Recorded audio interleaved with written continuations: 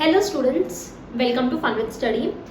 आज हम सॉल्व करेंगे question 6 of exercise 12.1।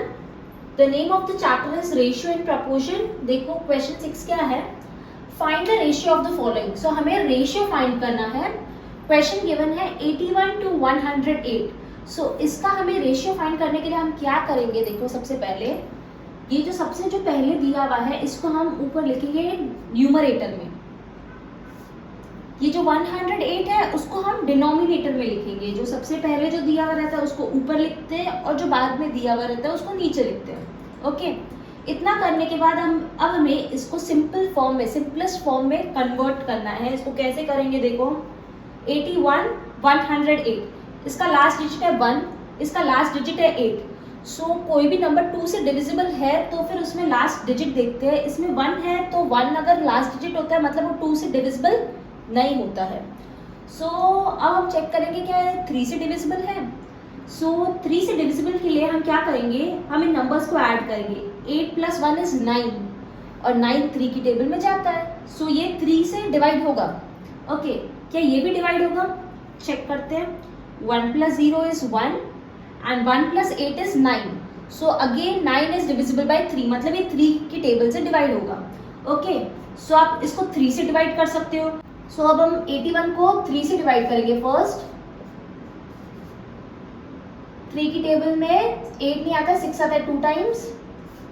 Will subtract 8 - 6 is 2 1। 3 की टेबल में 21 आता है 7 टाइम्स। ओके, सो ये 3 से डिवाइड होता है 27 टाइम्स। अब 108 को हम 3 से डिवाइड करेंगे क्योंकि ये भी नंबर डिविजिबल है 3 से।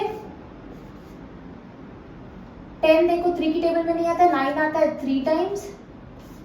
1 नेक्स्ट नंबर को नीचे लाएंगे। 3 की टेबल में 18 आता है कितनी बार, 6 टाइम्स। सो 36 टाइम्स। ओके, अब देखो हमने इसको डिवाइड कर लिया। डिविजिबल है, देखो 27 एंड 36 इज डिविजिबल बाय 9। सो 9 की टेबल में 27 आता है 3 टाइम्स और 9 की टेबल में 36 आता है 4 टाइम्स। सो 3/4। ये इसका सिंपलेस्ट फॉर्म है, इससे ज्यादा ये डिवाइड नहीं हो रहा है। ओके, जब हमने सिंपलेस्ट फॉर्म में कर दिया है अब हम इसको क्या करेंगे, अब हम इसको रेशियो में लिखेंगे।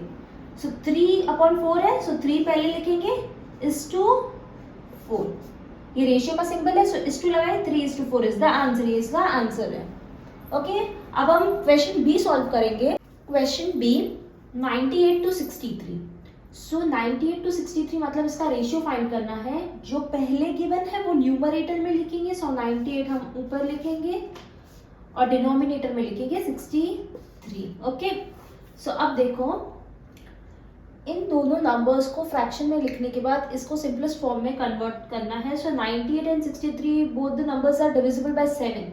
Let's check it. देखो 98 ये 7 से कितनी बार जाता है, देखो 7 की टेबल में 7 आता है 1 time. Will subtract 2, next number को नीचे लाएंगे 8। सो 7 की टेबल में 28 आता है 4 टाइम्स। ओके, सो 14 टाइम्स। और 63 कितनी बार आता है 7 की टेबल में, 7 की टेबल में 63 आता है 9 टाइम्स। 7 × 9 is 63। ओके, अब देखो 14 एंड 9 कोई और सेम टेबल में नहीं जाता, ये कोई और नंबर से डिविजिबल नहीं है। सो 14 एंड 9 को हम रेशियो में लिखेंगे। अब 14 पहले लिखेंगे (14:9 इज द आंसर। ओके, अब हम क्वेश्चन सी सॉल्व करेंगे।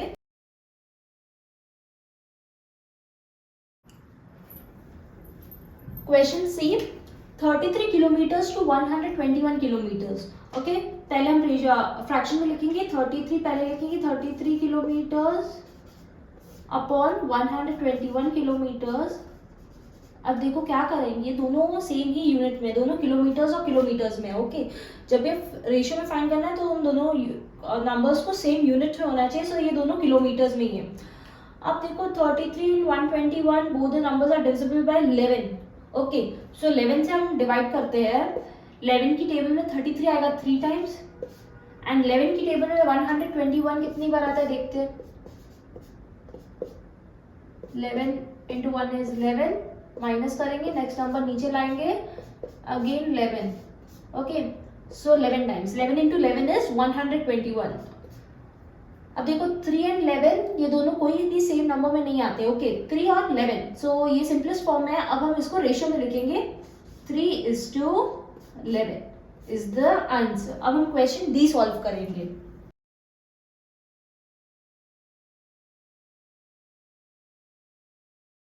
Question D, 30 minutes to 45 minutes. So पहले हम फ्रैक्शन में लिखेंगे 30 मिनट्स अपॉन 45 मिनट्स. ओके, अब देखो दोनों सेम यूनिट में होना चाहिए, सो दोनों ये मिनट्स और मिनट्स में है.